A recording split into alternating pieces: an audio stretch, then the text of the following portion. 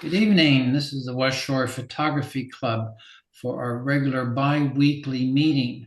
Today is Monday, February the 16th, 2026. Our program this evening is going to be on people photography, and so we'll have that in just a moment. But before we do, I would like to ask Jean Martin to please give us an update on some of the trips we've had recently and what's in scope for the future. Well, we just went to the state library and we had 14 members attend, which was really nice, especially since it was a work day. So I was really happy to see everyone. And I looked like everybody enjoyed it. I've loved seeing the images coming across Facebook. Um, and if you're not on Facebook on our page, please try and join with us on there because you can see so many pretty images that our members have taken. Um, and another thing I wanted to mention is from time to time, myself, Joe, Dennis will come across some information or a trip that we think might interest you, but it's not an official trip with the club. So we'll send out little announcements either by email or on Facebook or both about those. Upcoming trips, we have LVC, Lebanon Valley College, on Sunday, February 22nd. And that is photographs by Brussi. And it's The Secret Paris of the 1930s. Sorry, I can't read my own writing. And so we'll be looking at the photographs, and Mike Donovan is going to give us a lecture on that. Our annual Middle Creek Snow Geese trip, we're on standby. I heard yesterday on Facebook that the geese are in Delaware waiting to come over to us. So we'll let you know. So that is on a to be determined type of thing. So if it's still in February, Joe will be leading. And if it's in March, Kurt will be leading that trip. Let's see. And on Saturday, March 28th, we'll be going to Steamtown for the locomotives. And Steve and Mark will be leading that trip. And that's in the Scranton area. And right now, that's all we have. Well, that's a pretty full agenda. Thanks, Jean, for giving that update. It's really good. Thank Sure. you.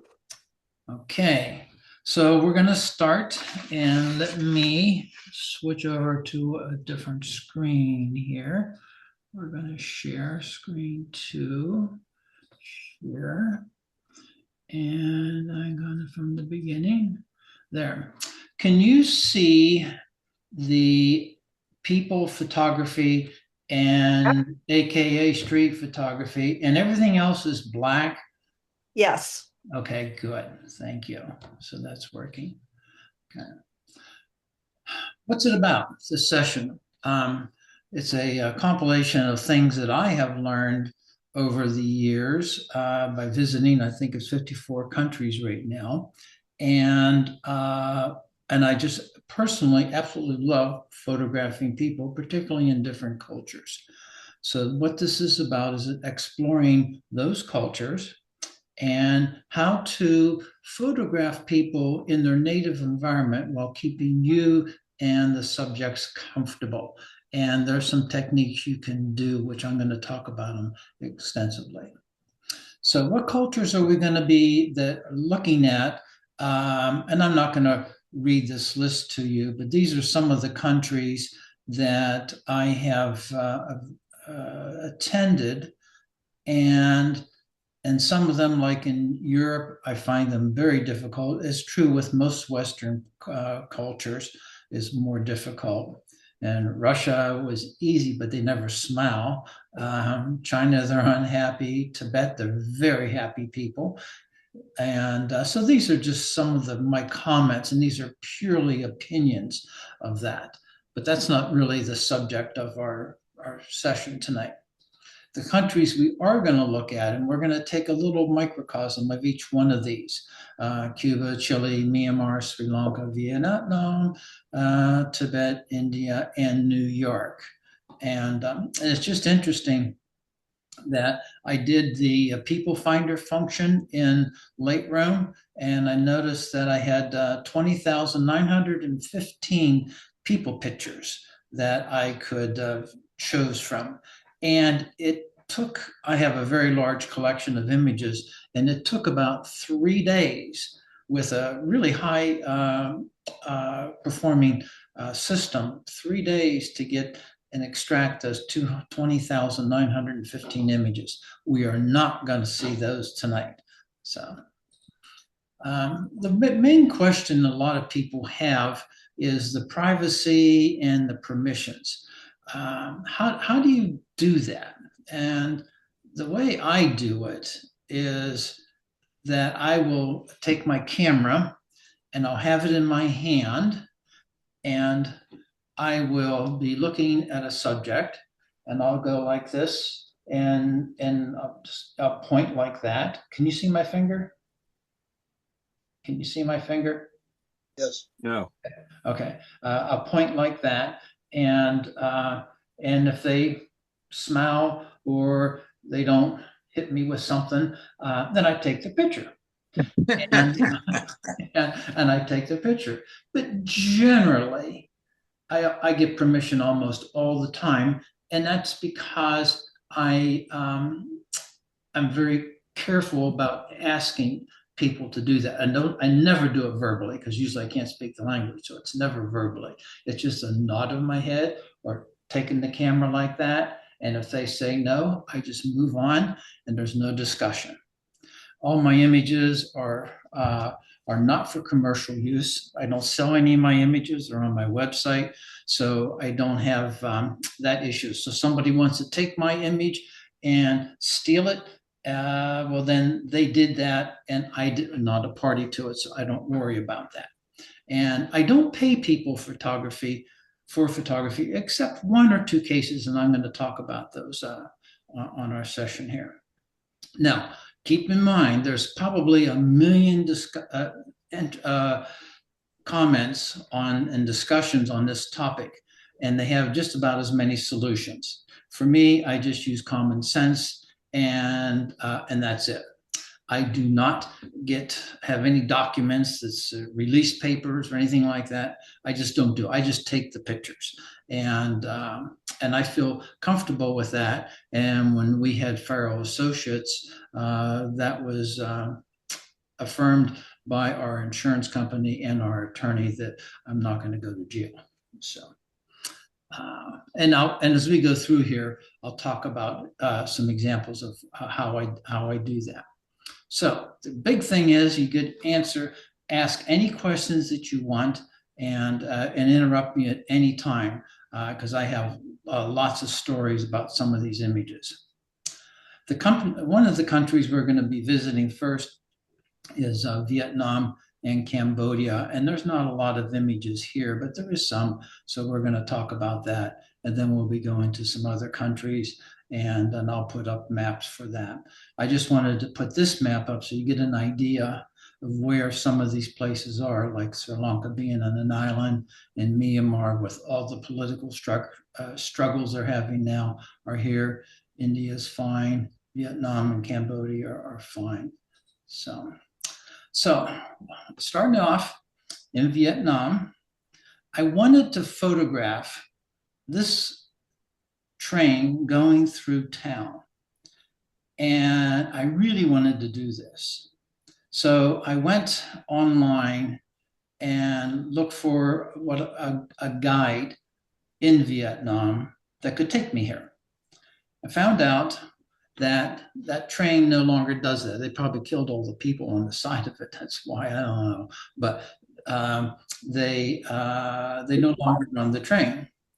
So the guide that I talked to, and I did this he was with either Viator, which is one of the companies that I use if I need a guide, or Tours by Locals. Those are two that I've used very successfully. This particular guy was unique And he said, you can't go there. And I said, oh, crap, blah, blah, blah, blah. And so he said, tell you what, let me come back to you in a week. And so what he did was he got on his moped and he drove all around in the Hanoi area, looking and taking videos of places that we might like to go to.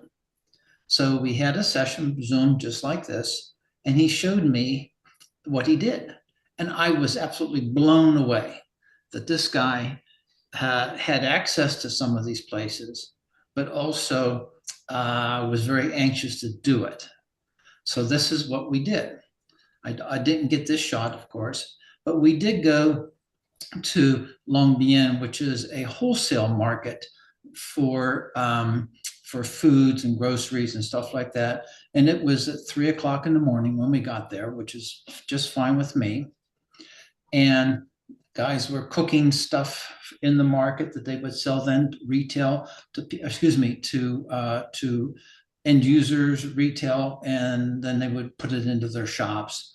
And around 3 in the morning, there was tons of traffic coming by, people coming from the markets coming out. So when I get inside, then I'm starting to photograph people. And every one of these cases here, I did not get verbal permission. Only thing I had was a nod of my head and maybe a touch of my camera, and I got approval. So on each one of them, this one here, a lady, she gave me approval, and actually she nodded her head, which I was surprised. And this is in Vietnam, and this is a lady that was making rice cakes, and she did it in her house. And so I was photographing her making rice cakes. I probably have maybe 50 different images of this in various and sundry settings while she was making these rice. Joe, it's Rich Scar. Can I ask you a quick question? Sorry to interrupt. Do you, as part of your interaction with these folks, do you, after taking the photos, do you show them the photos on the back of the camera? I found when I've traveled, particularly in Asia, they absolutely delighted by that. Yeah, I sometimes I do and sometimes I don't. A lot of times I don't because like in this particular one here, for me to get over there and to show her the image, it would be cumbersome, okay, just because there's so much stuff in the way. But generally I don't do that. But if I can sense that they're excited about it, then I'll definitely do that. And if I do that, sometimes it leads to more photography because they might take me to another place where there's people there. And most of the time in these cities, these places rather, I can't speak the language. So I'm just going on visual eye and looking at them.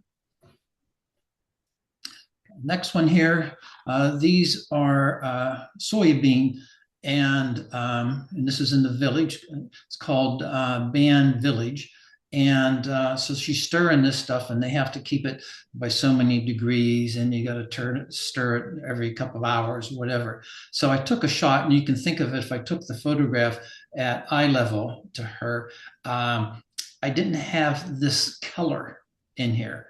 So I needed to get higher. And so she had a house. And I looked up at the house and I said to myself, And I looked at her and I pointed, can I go up there? And she said, sure. So she took me up there and then she came back down and I photographed her stirring this. And it was so much fun, and she had fun doing it because she did some without the hat, some with the hat. She took the hat off and put it aside. She actually put it right here, and I had her take it and put it over there. And we're doing this all non-verbally, and she's really engaged into this process. Now, that is one where I definitely showed her the images, and what I'll do in a case like that where someone is really is involved, I will give them my business card. I don't know if you can see it or not. Yeah. And I say, if you want, and if I can communicate to them that if you want to see your images, you can, here's my address. Okay. Yeah, very good. and that works. But the problem is that you have to explain to them that they have to email me, and because I'm not about to give them to them with, they have to let me know and stuff like that. But that works out well for me, and I do that. I do that often if we're engaged. Okay, but now like here in this town where this little girl is, I'm photographing her and there's no parents around. Okay. And the same with that little boy. There's no one there. So I photograph them, and I photograph them in different ways and different poses. Not so much poses, but just situations, like she's now holding the dog's paw. And, and I'll laugh sometimes, and that gets them more engaged. And so I do that. And now we're still in Hanoi. That was in Hanoi right here. These kids, this is an alleyway between their houses. This is the way this isn't like just a little back path. This is their main road. So if they have a main way to get in and out, they'll have a buggy that they push up in here. And this little girl was absolutely going crazy because apparently, I don't think she ever saw a camera before. And this is one where I showed them the image, and they just started to giggle and everything else. And then the parents come down and they see it. And then we're working with them, and we get into people's houses. And since this is a people's shot session and not a landscape, I don't have any real pictures of the inside of houses per se, because I wanted to just do the people. So, and this is in this right here, this guy, and is in Angkor Wat. And this here is I'm having to read this. It's a Baski Shamrom or something like that. And of course, that was one that I took on a very early morning hike up a hill. And how I got there was a guy at the Lancaster's annual arts festival. He's been coming there for a number of years, and we're always talking about places we've been. And he told me that I needed to take a picture of this, and he told me where I could go. And I went and I took that photograph. So then when I got back, someone said to me, well, what's it a photograph of? And I said, I have no idea. It looks like some kind of a temple. And so what I did was I took that picture and I put it into Google's Gemini, and it gave me the whole history of that particular temple. And I use that a lot for identifying the locations and the history of them. But these folks here, right there, and then over in here, these other guys at some of the Angkor Wat monks they call them monasteries. So I've photographed them, and we're very happy to look at and this guy here particularly wanted to see his image. And so I show it to them, but if they don't have express any interest in it, I don't. So some tips that I use Google Translate, which means that if I'm in Chile, as an example, and I don't speak Spanish, I can talk to my phone and say something in English, and it immediately translates it into Spanish, and you can have a back and forth dialogue with that. I use Street View. I did that in Chile, which is coming up, Street View, because I wanted to know if they had like a Home Depot kind of a thing, okay? Because I'm into construction and building, and I wanted to see if they had 2x4s like we use. But I use Street View, and I can go down the street and find out, what it's like. We're going to be going to Nepal, and I went through the town and seen what that's like. And I use Google Gemini, which is what the tool that I use that will identify the monument or whatever it is that I have. Those are some of the tools that I use. So now we're going to go to Tibet. And Tibet, this is China all in here. And here's Tibet. Okay. And China is saying that they own Tibet, and Tibet says no. And there's a big fight going on between them. And you'll see a little bit of that in a minute. But this is where I am for Tibet. So this is in the monasteries in Tibet are such that you always go in a clockwise position around them, except the military who feel that they own it and they are the policemen, so to speak, even though they have the Keystone Cops kind of guys, which are your local police, and then you have these military guys, which tend to be much shorter. And so they tend to, at the end of the street, they stand on a box. And so they have some height, but they're walking in a clockwise, a counterclockwise position. And that just makes people mad. But that's what they do because they can. And if you walk over to this side, on the other side of the monastery, which is very large, you can see that there's two men up here, and these are machine gun nests. And they have them to do crowd control, which means they haven't shot a bullet probably in 25, 30, 40 years, okay? But that's what they do to intimidate them. And the folks here in Tibet, which it's a very hard language for me because obviously I don't speak the language, but they are very kind people, very, very kind. And this is a prayer wheel, and then they keep circling that in a clockwise position. And here's a little boy, and over here, these are ladies working in the field. Now, none of these do I get real permission, other than on this one, the guy's looking at me and I look at him and he has a smile on his face, and that is a smile. He has a smile on his face, and I take his picture.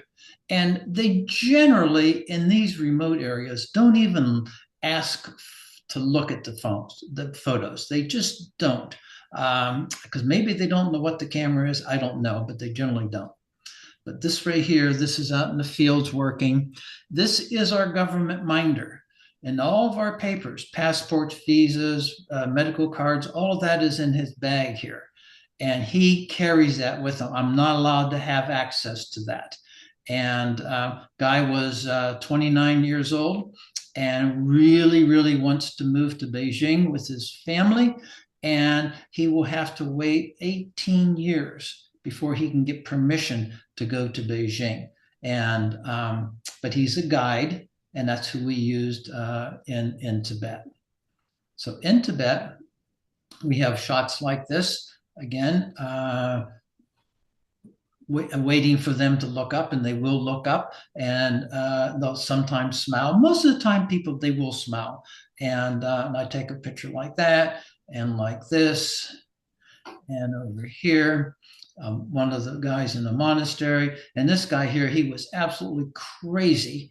And it's interesting, they wear an awful lot of hats from U.S. sports teams, okay? And this guy was crazy. He had all these hats, and I don't know where he got them, but he was popping them on and off. And then here we have a lady doing some sewing, an older man, and these folks here taking and swinging these prayer wheels here. And so now we have Joe. Yeah, Joe, yes. this is Dave. I don't want to interrupt, but I want you to. Yeah, can you go back a couple of slides? There's a really nice photo of a woman, sort of on the right side. I think it's 2 or 3 backwards. Yeah, that woman right there. Right here. No, Yeah. keep going forward. I think she was in the right side. You just passed it. Oh, I did. Yeah, that's okay. But That's the one. That's the one right there, Joe. That's an amazing photo of that woman. To Maya. How did you expose for it? Her or here? Yeah, the woman there with the wheel. Yeah. With the wheel on the far right. Yeah. On the far right, this lady here, she you can tell that's a smile, okay? And Okay. and she saw me, and she just started to smile. And I took some shots, and that is one that I took my camera and I went up and I flipped it around and I showed her the image, okay? Yeah. And what happens sometimes when I do that, if there's lots of other people around, which are good subjects, that Uh-huh. then get me into to photograph some of the other people because now I'm they've accepted me, okay, and just by nonverbal, they do that. So yeah, she's Joe, real. what lens are you using? I'm just fascinated by that woman. It's such a nice detailed photo to my eye. Yeah. Generally, a 24 to 120 is my working lens. Uh-huh. Excuse me, I can't do that. Is my working lens, and I use that probably I'm no probably 95% of the time. I will keep a wide angle in my bag, Mhm. and I may have a 70 to 180, but most of the time I never use those. And I do get real close to the people. I don't, I'm not one of these paparazzi kind of guys that's across the street and doing all these tricks about holding the camera in such a way that people don't know that I'm holding the camera. I don't do that. I get close to them and I interact with them as much as I can, and I take their picture. It's really nice. Thanks. Joe, can Yes. you can you explain the significance of that prayer wheel? Give us a little background on that. Well, I really can't. I can tell you that they're everywhere, and somebody here might be able to give me some background on it, but I can't, I wouldn't be definitive. But it's everywhere, and they have it in their hands, and so sorry about that. It almost looks like it's some kind of uh symbolic protection for them somehow. It's Yeah, interesting, but you're right. It looks like so far I've already seen at least 3 or 4 people just in your photos holding them. yeah, and they're Did it look everywhere. like did it look like they have them with them Yes, wherever they they do. They do. If they're if like during the morning when they go up for morning prayers, and they don't go into the monastery, they're on the outside and they're walking around, and there's lots of incense that's being burnt, and every single one of those people are going to have the prayer wheel like that. But as you go into certain parts of the monastery on the outside, they will have those very large prayer wheels that he will spin. But I don't know the reason why they have them. interesting. So these ladies here, initially, they did not want to have anything to do with me. Okay. And oh gosh, I wanted to take a picture of them. But then I don't know, I did something dumb probably or whatever. I don't know. But then they laughed, and then it became very interesting, and it was fun to photograph them. And the same thing happened here. This lady here, she was really giddy, because I was photographing her, and I wanted her to take that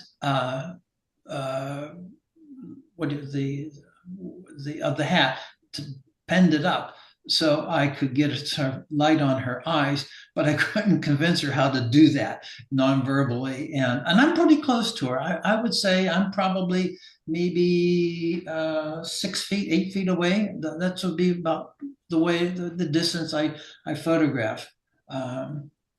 These ladies here, they just didn't want to have anything to do with me. This lady here, I took her picture, and that was for me to say, Joe, you don't take everybody's picture, because she didn't look very friendly, but I did anyways. These folks here are coming from a 9 month, yeah, about 9 months.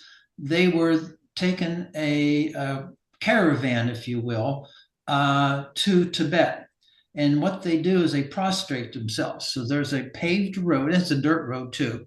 They will take that road, and they will go down on their hands and knees and take these paddles. And I hope I have one. And they slide it forward, and then they get up and they go another foot, and they go down, they do it again. They do that all day long for about 9 months to get to Lhasa, which is the capital of Tibet. because that is where they want to go. That's where the Dalai Lama, he's not there right now, he's in India, but that's where they want to go, and they'll make that journey. And that's like going to the pilgrim, going to in other countries. So, but they were really happy. And I think I have a picture of the guy who befriended me. And so that would be, yeah, I have him coming up. This is the Himalayas, and this was a young couple there, and they were just so happy to have their picture taken. And I was walking up to them, and they didn't give a rat's about the picture on the back of the camera. They didn't. They just wanted to shake my hand, and it was a nice experience. And this young lady here, this was her mannerisms that she had. And then the little baby on the back, what they do is their shorts are split in the back. So if they have to do business, they don't have to take the pants down, okay? And they can just squat. You'll notice, or you may not know it, but in these cultures, everybody squats when they do business. And there's usually nothing to hold on to, so their lower legs are really in good shape because they're squatting all the time. And then this little boy was so cute. So, and this is the guy here who was part of that wagon train of people doing the mission to Lhasa. And I have a gazillion pictures of that.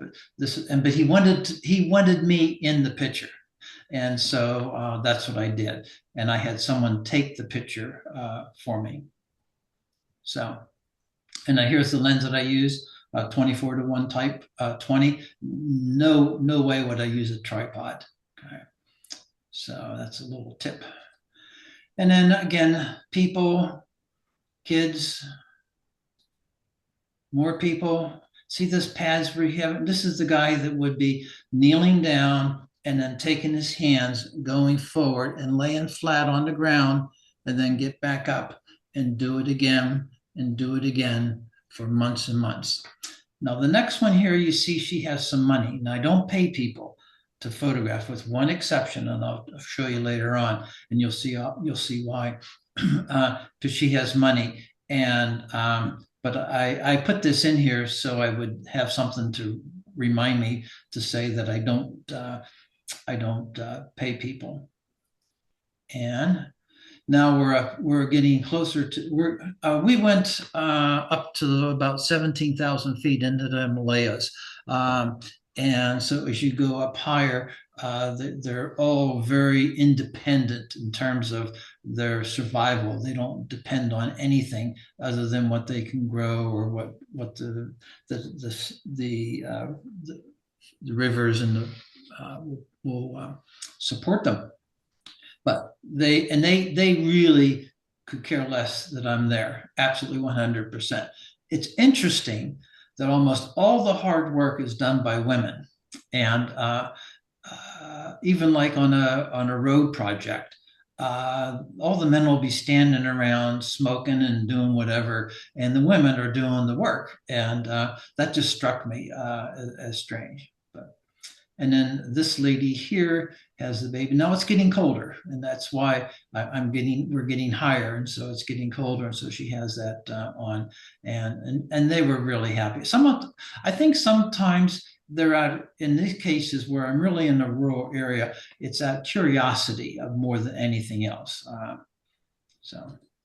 And a photography tip that I use is I use auto ISO.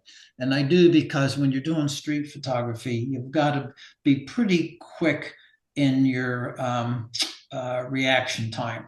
And so I use auto ISO, and then I pick an then I pick an f-stop and shutter speed that sort of meets what I wanted to do. So that's what I do when I'm doing street photography. So I'm not standing there farting around with buttons and dials on my camera, I'm taking the picture. And now here's some of the guys in the monastery, and they got that crazy guy again. Okay. So now we're going to go to India, And we're right in here, as it's a very large country. And so this is for just for you where it's located is what this is for. Okay. So, guys, this is near the Taj Mahal, and he is just taking her easy and very nice to have his picture taken. He looked at me, then looked away, and I took some pictures and went about my business. But what I do, if I do want to take a picture, and I'm going to flip ahead once here, this one here. Okay, I'm going to go back. This one here is me nodding with my camera, and that's what I did. That's a tip that I nod with my camera, and I will photograph them. If there's no problem, I just move on then, and I don't waste my time. And here, this one, I was literally just like maybe 6 feet away from him. I have my camera and I brought it up. No, no, no, no, no. And then after a few minutes, they knew I was persistent and they let me take the picture. And we had a nonverbal dialogue going, you know. And so I might point out like their feet, like if they had shoes on, I might say something about the shoes. And then here are 3 different photographs of guys in and around a monastery, and they're just praying. And he had beads here, and I don't know if those are like, I think, a rosary beads because I'm a Catholic. I don't know if that's what that was or not, because I don't think it was. But these guys are very amenable to having their pictures taken. And now here, this is the person that we're actually paid. We were at the Taj Mahal, and there wasn't a whole lot of people there. And this young boy came up and he tugged me on my sleeve with his goat, and he wanted to show me around. And he, of course, I couldn't speak the language, but I knew what he meant. So he spent about 4 or 5 hours with me, walking all around, and he really didn't help me at all, but he was with me the whole time, and he had this wonderful smile on his face. He was the happiest kid. So someone, I think, I don't know who, someone talked to the guy, the young boy, and it came out that he was going to meet me in the morning at around 6 o'clock before the light was coming up with his goat, and he did. And we had a place, a street corner, whatever it was. And he came back and with his goat, and we walked around, and he showed me where you can get into the Taj Mahal on a certain a hallway, a doorway that you can sort of sneak in, and that's what we did. And so I got my shots inside there with no people around, and it was fine. But on that guy, I did give him a couple of the local currency, which I don't remember what it was. And I gave that to him, and he was as happy, and he was just so happy, and such a wonderful little boy. That's the only time that I have paid somebody in a long, long time. So over here, these are guys, and it's probably getting close to a train station because there's a gazillion train stations. And I don't remember exactly where it was, but they were there, and they were very amenable to having their pictures taken. There was an India hospital, and it was the most awful looking thing you'd ever want to see. This guy here begging, no. This guy here, no. I mean, he wasn't begging, but. And this here, they have these dots on it, and it symbolizes something about their religion, and it's Hindu, and I'm not sure what it is. But he was very, very colorful. And so you can see what I did was I used a wide opening on my 24 to 120s and f4, and the one I had previously was an f4. So I had to get close if I wanted to get a real blurry background, and I did that. And this lady here, we were on a roadside, and we were going from one place to another. And we said, let's stop into this. It was like a farm. And I said, let's stop in there and see what we can do. And she was when I wanted to take a picture. So she immediately got really stiff, like a soldier, arms down by his side and looking at me. And it was like, and I went, no, I got to have her loosey goosey. Okay. Because she had her hands there like that, which were just beautiful. And so it took about 5 minutes to get her loosened up to do that. And what I did was I took myself and put her in right next to her, and I put my hand down like that, and I did that, and she saw what I was doing. So then I went back and I took a picture, and then she started to laugh, and that's where I got the big smile, and so that was the way I did that. So I am.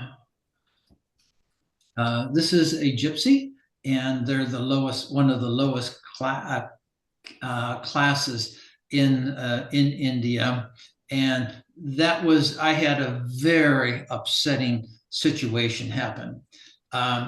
We witnessed two gypsy ladies with little kids, and they were sweeping the street, and the two little kids got together, and one of the mothers came over with her broom and started beating these kids. I mean, really beating them.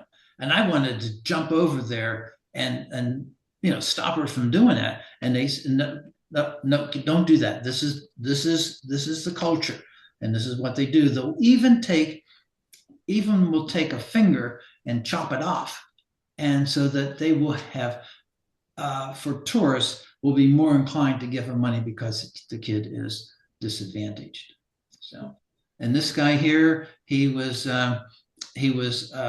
putting water in there, and I didn't know what he was doing. Then I saw the water, and then he got some more water, and I asked him how I did it non-verbally by just saying, hold up a little bit, and so I wanted to get the water flowing into that bucket there.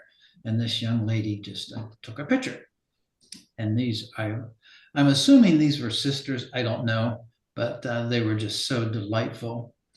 And here was a gypsy lady here, and then these two guys, and these are in black and white, and they're very, very colorful in the various colors that they have. But so that was India. So now we're going to go to Cuba. And they're very much so into dance and music and arts there. And this was in a show, and they were practicing. So I went in and I got some photographs of them. And I know we all know where Cuba was, but we were in Havana and down here in Santiago de Cuba. That's where we were to get our shots. And as you we all know that we're in Cuba, they have all the old cars, and they're working on them in the street and smoking. Everybody smokes like a chimney there. And so he was there, and I photographed him and this not young couple, but a couple holding hands, looking up through a gate that they have in the fence. And another tip is I suggest you keep your visa and passport with you, and at all times.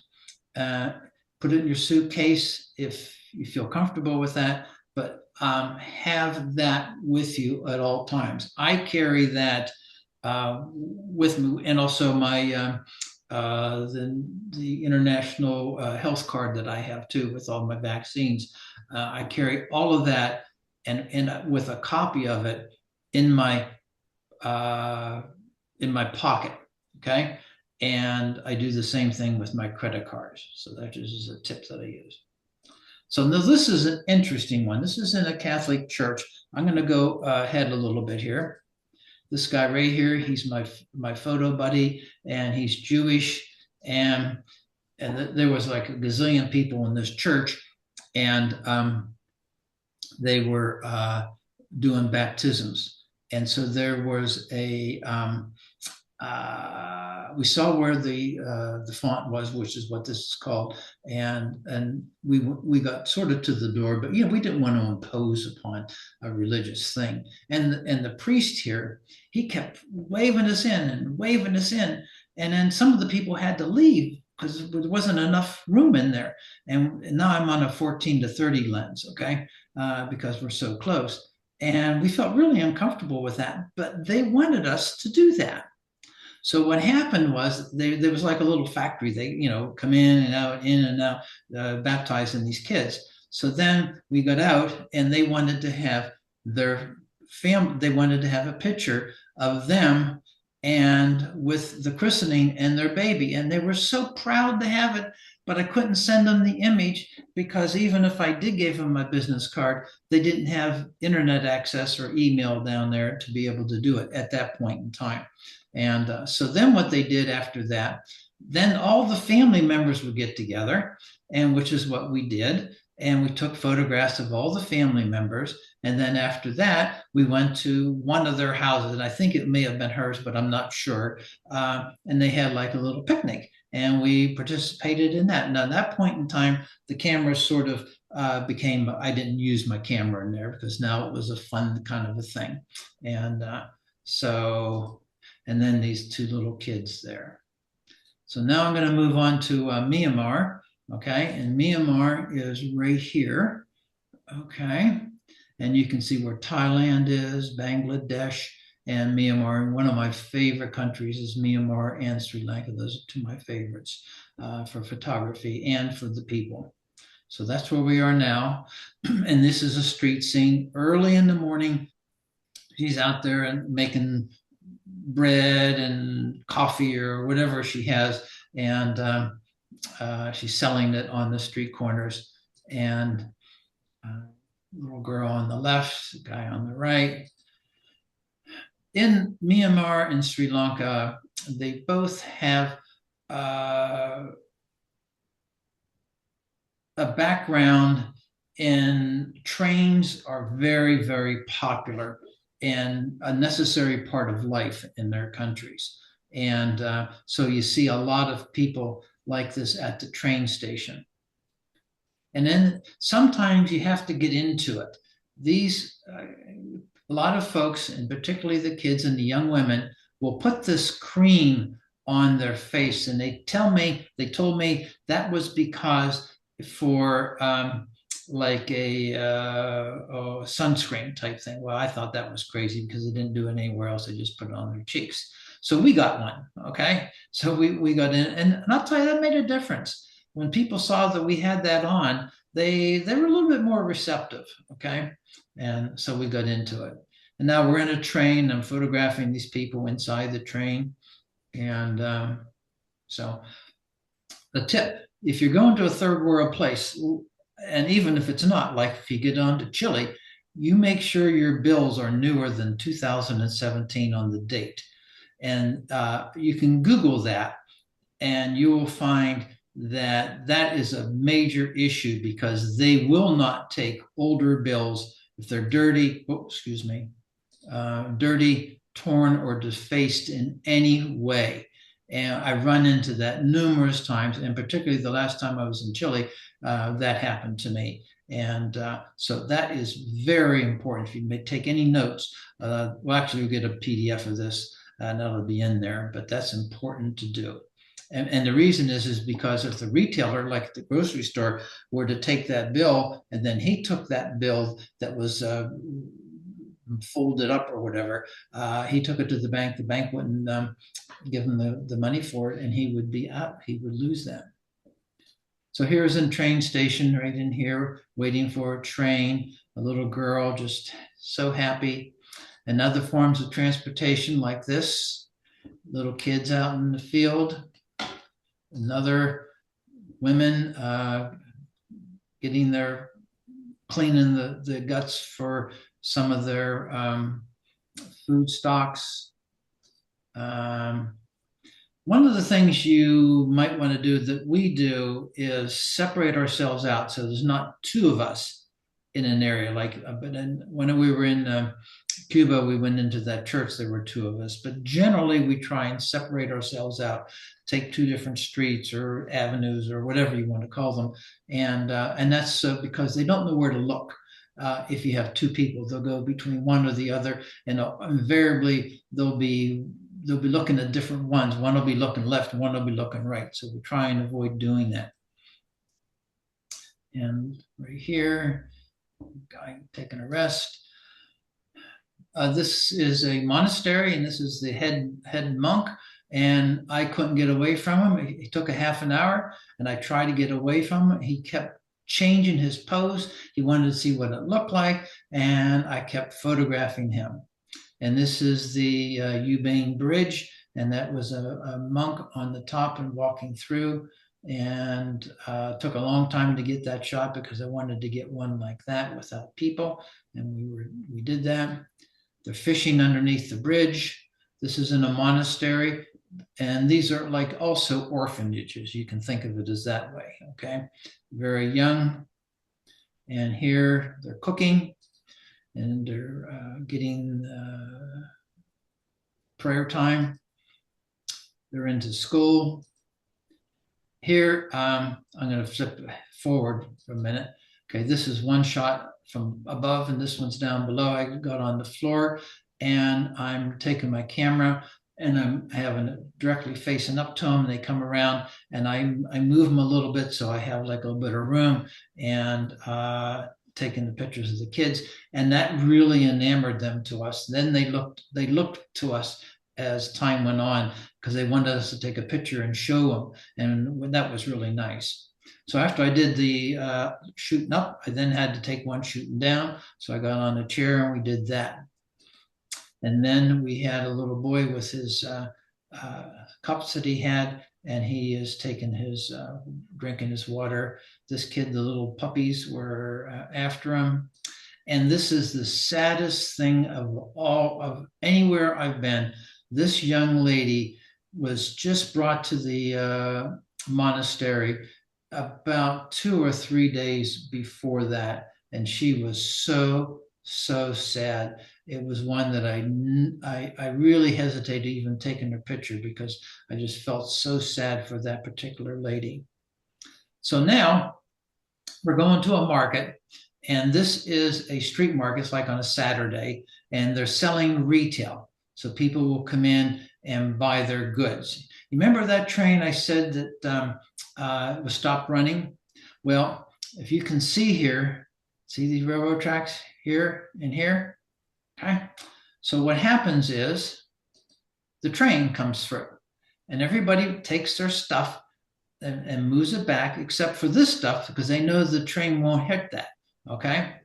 And I'm standing right here, and a lady comes over and grabs hold of me and pulls me back. And I almost ran into her because she thought I was going to get hit by the train because it's that close. It's like this. And but she saved my day.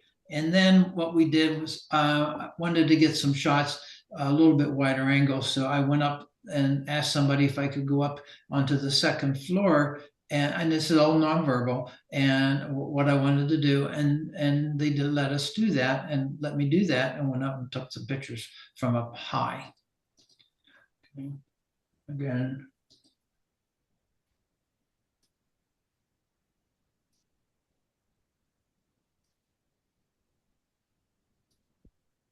And this is on the train. If you get into, if you don't have any money, you're like in the whole car or something, a box car or whatever, and that's what she was. That was her ticket. So now we're into Myanmar, and we're in a remote area. And up in here, there's a big pond, and the water comes down, and you can see there's a pipe here. It's going into that house. There's these pipes here that are going somewhere, and we then meet people and taking their photographs. This is the houses that they're in. These are the little kids we were photographing, and they're just so happy. They're just a happy group of people, and they're happy to have us there because not many people go here. And boys. Health tip. I take a sheet of paper that has your doctor and any issues you have, hospital, phone number of your family doctor. Take that with you because that can be a big help. Separating the wheat from the chaff, sitting down low. And I don't know why I took this one, but I did. So here we have a fisherman, and we're in his boat, and this is a net that he uses, and we take a picture of him through the net. And this is over in Inle Lake in Myanmar, and the people live on the stilts. It's in the water, and the little kids are so cute. And this is where they're drying their laundry in the water. I mean, up above the water. This is a reflection underneath. And one of the things that you need to do, and I need to do, and I do, is work the scene, because you got to take a gazillion pictures because you're taking them quick, and sometimes they'll close their eyes and you miss something. So on this particular one, I was working the scene and I saw this boy, but I saw all of this color in here. And I said, oh, I love that. So I took a picture. And I said, nah, that doesn't look good. So then I got closer, and it was that wasn't right. I needed to get really, really low and get this thrown out in the background, and that's what I did. And then when I was done, that was it. Then just move on to the next one. And the next one was this one here. This little boy really had this sucker of some kind, and that's his mother. And I wanted to get a picture of him, but she was in the way. So I wasn't going to ask her to move out of the way and expose his kid. I wouldn't do that. Of course, she couldn't say it anyways. I wouldn't understand it. But what I did was I then moved in a little bit closer, and then she saw what I was trying to do and take a picture of her boy. And then I got really, really close, and I got the picture that I really wanted. And that was just by non-verbally communicating and watching, and being respectful for it too, and not being bold and jumping in and stuff like that. So now we're going to go to Sri Lanka right here. Okay. And this was an interesting one. This is one where I got there like 2 or 3 days before some of the other folks that I was going to be photographing with. And I stayed in and it was like a Holiday Inn kind of hotel, but it was very, very nice. And it was a wedding kind of a place, which I found out later. So I was out walking through the streets, and I came out the one door, and I saw that these guys were here. Okay, this is a photographer, a cinematographer, a lighting person, and then they had someone that did the face. Okay, in terms of the pimples and stuff like that. And I said, oh, this is cool. And I'm standing there, and I said, I wonder if I can get a photograph of that. Would that be rude, Joe? Would that be? And this guy here, he saw me, and I think he read my mind, what I was thinking. So he came over, and I said to him, he spoke excellent English. I said, you're just beautiful, your dress, and you'll see some of the other photographs. And I would like to take a picture of you. Can I do that? And he says, sure. And I said, okay, that my strategy is working, because now if I would have asked the photographers, they would have said no. But since he was paying the bill, I assume, and he told them that I could do that. So I started to photograph them, and this was just so much fun. And you can see that they're posing for me. And it was just a really nice experience, and they were so appreciative. And they didn't want my business card either, because they had professionals there that were going to be giving them the wedding photos. One thing we found in Sri Lanka is everybody reads a newspaper. They're very literate there. They are. And so this guy was in a little hut near where our hotel was. And over here we have the lottery.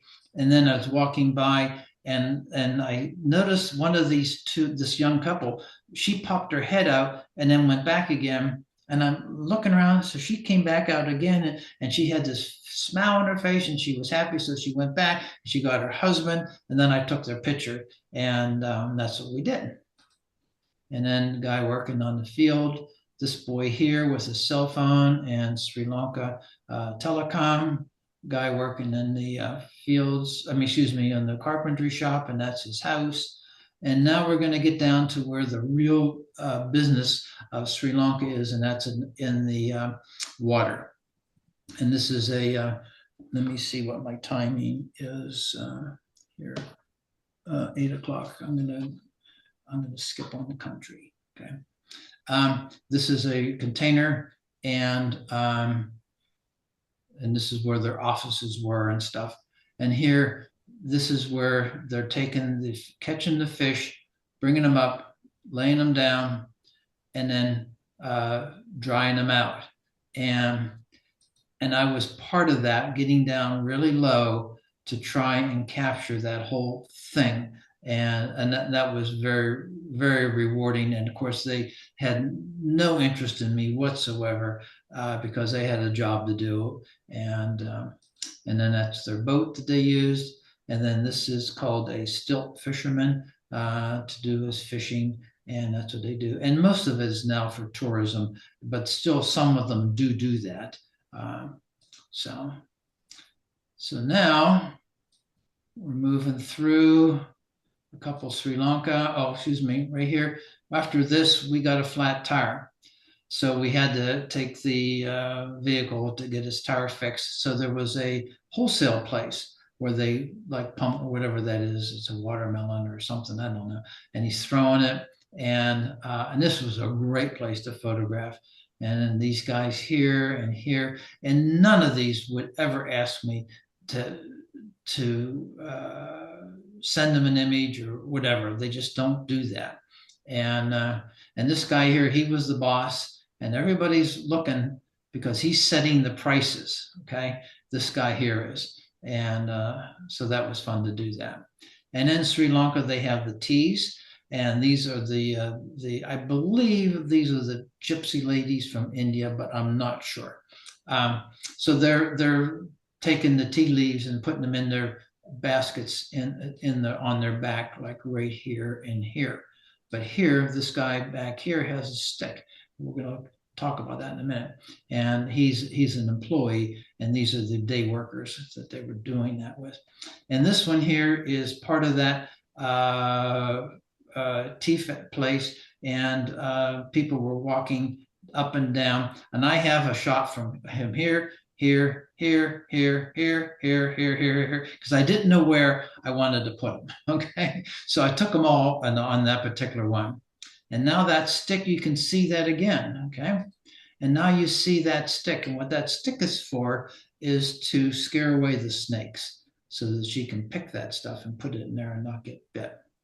I told you that in Sri Lanka and the Myanmar trains are a big part of it, and they're hanging out there because they knew we were there, because there was about three of us were over here. We wanted to photograph the trains, and so we did that. People in there, kids in there, adults rather, on the train. And this is an interesting couple. They were, this is the train tracks are right here. And beyond it, there was some houses. And she kept popping her head out, looking at us, and she's pretty far away. And she kept looking at us. So we were getting ready to leave. So she came over and she wanted to know, she pointed to my camera and she wanted to know if we would take her picture. And sure. I mean, I didn't, that's just nonverbal. Okay. She didn't actually say that. But so she went back over, she got the husband and the little girl, and they came and they sat down and they wanted their picture taken. And they didn't want to see the picture on the back because they don't know if they knew what I had back there. Probably that's what it was. But they didn't want to see it. And they said, no. And but they were just so happy to have somebody take their picture. And and then kids in New York City. Now we're getting away. We're coming back into our territory. And this is near Bryant Park and Chinatown. This is part of where we were. And this is just doing my normal street photography. And there's not in one case did anybody ever object or make an issue or whatever. And most of the time, I didn't really get permission because, like here, I'd have to interrupt them to get permission. So I just took the picture. So I'm just going to go through some of these standard street shots.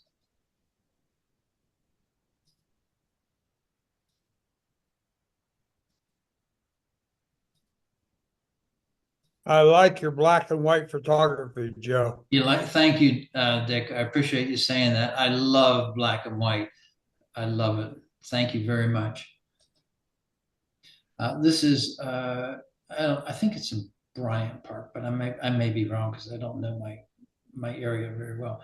But they're doing checkers and playing games. But look how everybody's participating in this, hanging over their shoulders. It's just amazing.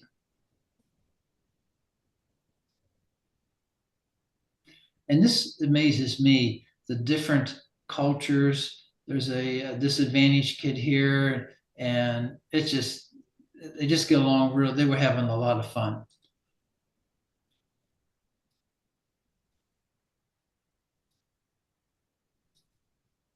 Oh, this one, I just had to throw this one in.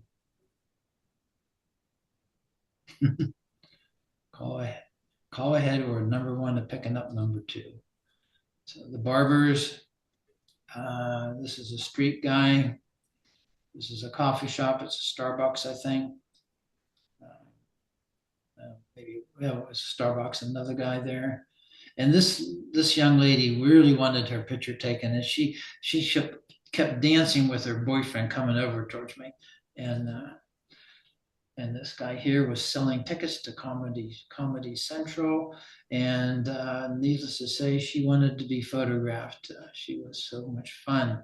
I take two wallets. I take one wallet and it goes in my back pocket and it has junk stuff in. I may put like a couple of $10 bills and maybe a $5 or something in there.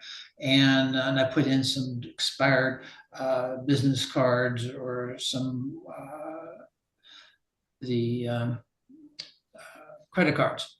I keep that in my back pocket. And then the front pocket is my real wallet, which I have it. And I do that because if somebody's going to pickpocket me, they're going to go for the back wallet. And then if they see that and they open it up, they'll see some money in there and then they'll leave.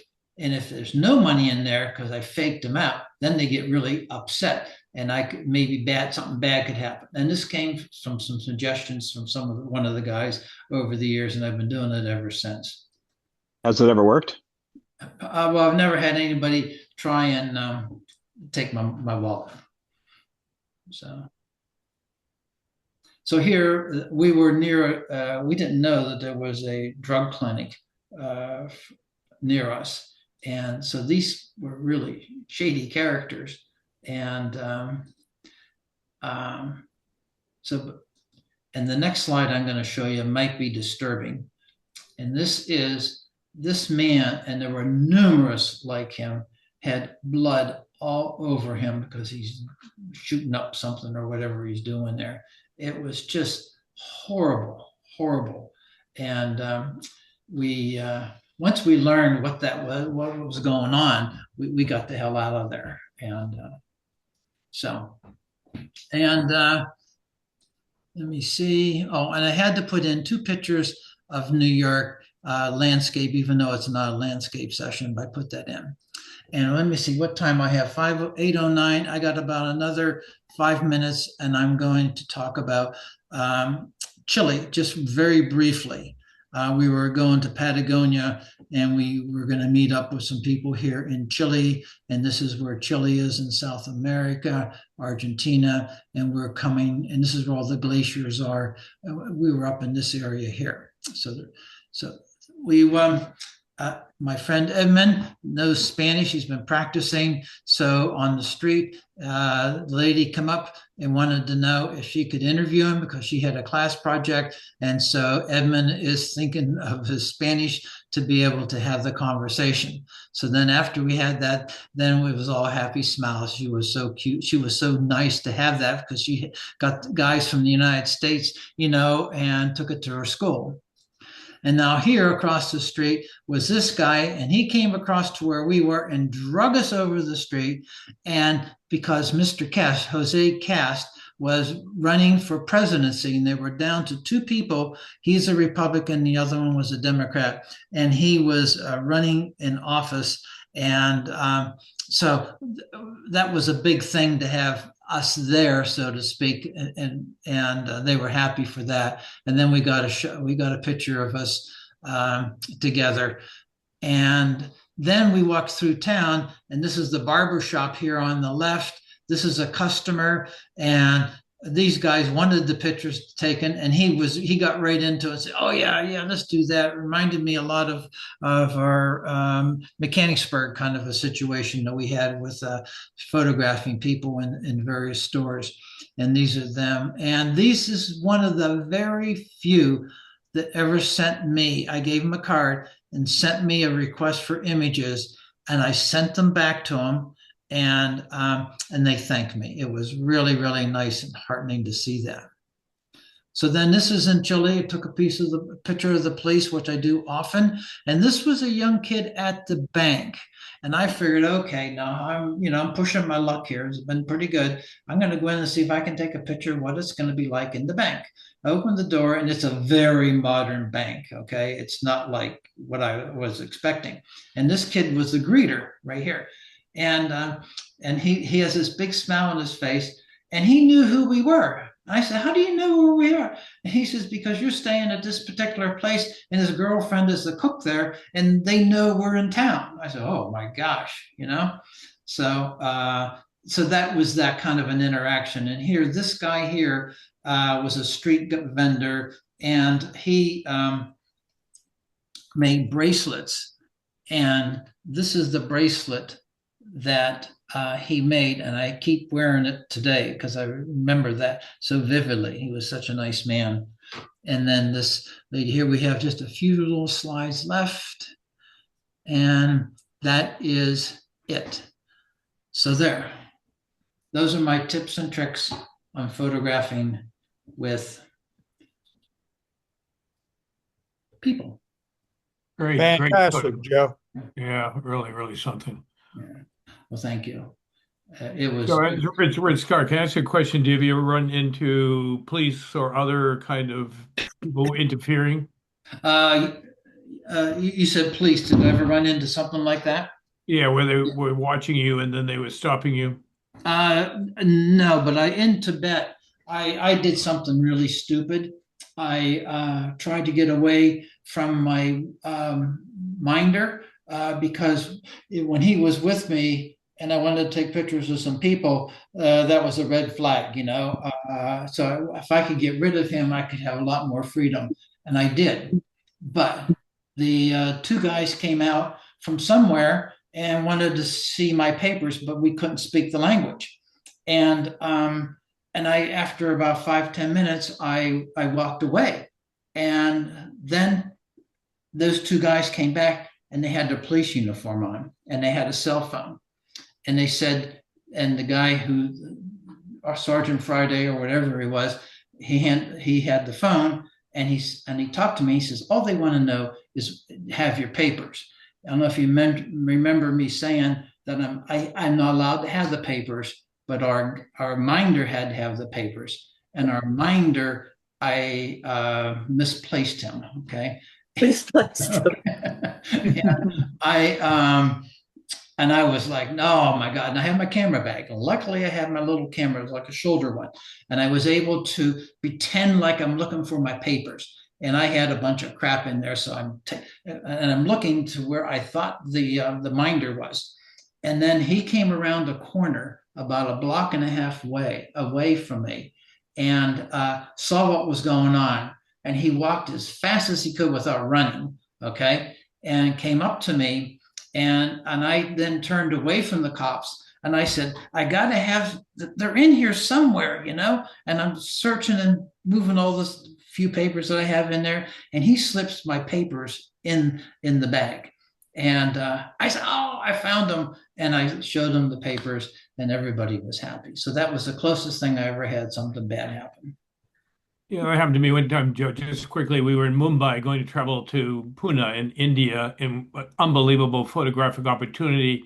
We were told we're leaving at 5 a.m. in the morning on the train. When we got into the station, they said walk very slowly and stop every so often because there are people on the floor. When my eyes adjusted, there were at least 80, 100 people sitting on the floor. There were fires. They had fires going and chickens there. And so I had my camera and I had a couple of guys on my video crew. I was about to take pictures when they turned the lights on the video, and before like a snap, all the police were on us. So we were Hmm. about to miss our train, whatever. It took me about 15 minutes to talk the police out of taking all of our equipment. But I was waiting to get great photographs when the light adjusted, but the police were very tough in India. Oh my gosh. Wow. Wow. Scary. Yeah.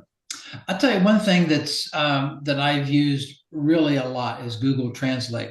That works really well. However, depends where you go. You have to have an internet connection, a service to be able to use it. So you can also use Google Translate and take like the Indian language and put that in there on an offline basis in storage. And you can do that for Google Maps too, and that works out really, really well. And and even if you're on a cruise ship, or we'll say that we use that as an example, and you know they have these expeditions that excursions you can take, and usually that's about the history and the 1400s and stuff like that. And of course, I just want to get away from it, right? So what I have to do is I have to take pictures of where the boat would be or where the meeting point would be. And also I take those headsets that they have that the guides have, and I put those on and I'm listening to them. And then it depends on as they get further away from where I am, I can tell that. So I may need, if I want to get up close to them, I can sort of follow that and use that as the guides to where I am. But if I don't and I get on my own, then I'll photograph around. But then I have on my phone pictures of where I started, and I can show that to somebody, and they can then point me to that particular spot. And that works out well for me. Google Translate is the most wonderful thing that was ever invented. Joe, you probably use your large Nikon camera, do you? And have you ever considered, like a Micro Four Thirds, very small camera No. that just might be to some people more convenient, inconspicuous? Yeah, no, I've never had a desire for that, David. Never had a need for it. No, I wouldn't get that. Because this is my camera. This is what I use. Yeah. So that's it. But really a super journey that you've showed us. Well, I thank you very much for that. And I think the getting away the mystery of traveling and taking pictures of people, it takes some time to get to that point. And you have to be a little bit of assertive to do that and have self-confidence that you're not going to get yelled at. I guess you have to handle rejection in some way, Joe. Is it like the sales, personality that you have to be able to live with no and not be deterred? Because I think I'd be a cream puff, as soon as somebody said, no, you can't do this. I think I would give it up. Well, I come from a business background, so I got used to no's. Hey, Joe, Chip Baker. Yes. Back to photographing the police. In my travels around, I always think it's fascinating to try to get a picture of them. But do you ask? I mean, some of them look pretty mean and like they don't want bothered. How do you approach them, or Well, don't you? Yeah, I do. I will photograph the police because I have not used them, but I've engaged them for issues where I got lost. Just in Morocco, I got lost big time, and they were very helpful. So what I do is, and I can't speak the language. I basically, if I just want to take the picture, I'll do what I do with everybody else. I'll hold it up like this, and and if they say no, then I don't do it. And if they say yes, then I take a picture, and then I turn around and I'll show them, and then we go on our way. Okay, yeah, thanks. A great presentation, Joe. Thank you. Joe, this is going to be, again, Rich Scarry, this is going to be, I think, a dumb question asking for a different answer, because you just spent the last hour showing us the answer to this question. But given all that you go through, and as people point out, the stresses of it is that, in a few words, whatever, why do you do this? Why do I do what I'm doing? I mean, like doing this kind of photography? Yeah.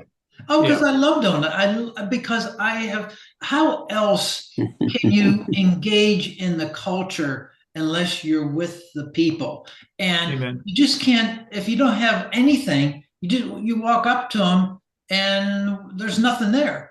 You walk up to them and you have a camera, and automatically there's a connection, either negative or positive, but there's a connection and there's a reason to be there. And that's why I do it, because I can then, those little off stories I told you about, there's a lot of those that I have, and they're all getting involved in the culture. And like for instance, we were in Myanmar, and I needed to go to the bathroom. I had to do a certain number.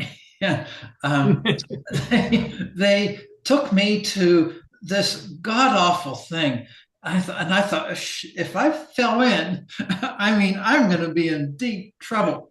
But that was part of the culture, and so I remember that. Yeah, bravo, Joe. I love it. Okay, well, that is it. I'm going to turn off the recording now, and